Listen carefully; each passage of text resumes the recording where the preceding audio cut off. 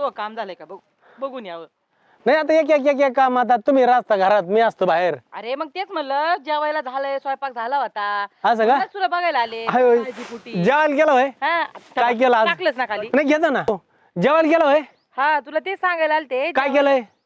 मी काय केलं, वरण भात केलं, आळूच्या वड्या केल्यात हा. आणि हरभऱ्याची भाजी. अयो आळूच्या वड्या लय आवडतात मला. हा. मग म्हणलं आपले ना आळूच्या वड्या अशा भारी भारी करायची ना, हा. जास्त बेसन पीठ घालायची. आता मी आजच्या खाऊन बघ. हाय लय तुमच्या काय डोळे झाकून खाणार मी. हा मग. हाय का ना? हा एक विचारू का? बोल ना.